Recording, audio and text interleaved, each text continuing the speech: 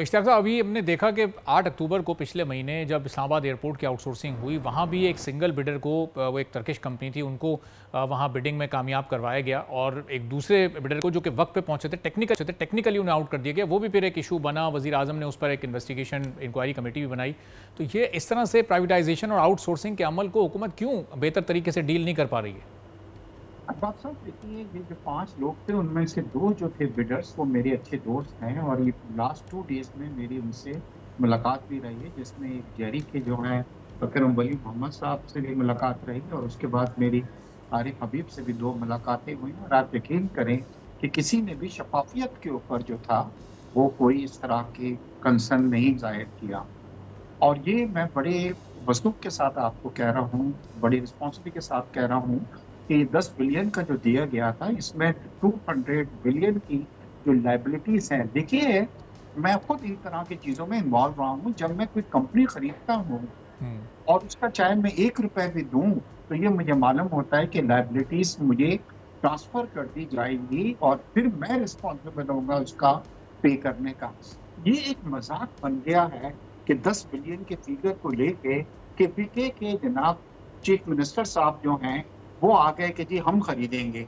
उनसे सूबा नहीं संभाला जा रहा, उनके पास पैसे नहीं हैं रिज देने के लिए अपने एम्प्लॉइज को।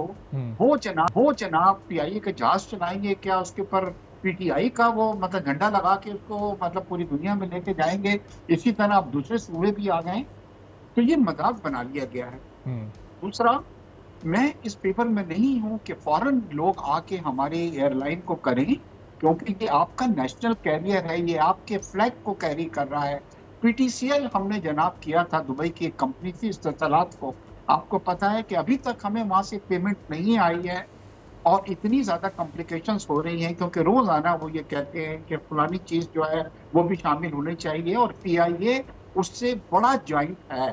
तो मेरे ख्याल ये है कि हमें दिल बर्दाश्ता नहीं होना चाहिए और जंप टू तो इश्तियाक साहब, ख्वाहिश का इजहार तो फिर मुस्लिम लीग नवाज़ ने भी किया, मरियम नवाज़ साहिबा ने, मियां नवाज़ शरीफ साहब ने, और जाहिर है कि पीआईए आज यहाँ तक पहुँचा है तो इनके भी जो 3-4 अदवार हैं, वो पंजाब में हो, वो वफाक में हो, वो उन अदवार भी वो भी उसमें शामिल है ना पीआईए के खसारे को बढ़ाने में। जब वो उस वक्त अपनी हुकूमत में नहीं मैनेज कर सके तो अब प्राइवेटली उसको खरीद के क्या कर लेंगे फिर?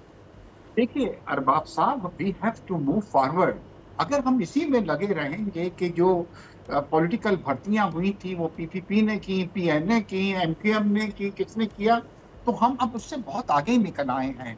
और मैं ये सोचता हूँ स्टिल के प्रोविंसेस का ये काम नहीं है कि वो एयरलाइन चलाएं। एयरलाइन जो है वो प्राइवेट सेक्टर का काम है। इस वक्त देखिए कि पाकिस्तान में जितनी भी प्राइवेट एयरलाइन कर रही हैं वो बिलियंस कमा रही हैं, करोड़ों की मैं बात नहीं कर रहा हूँ, बिलियंस वो कमा रही हैं।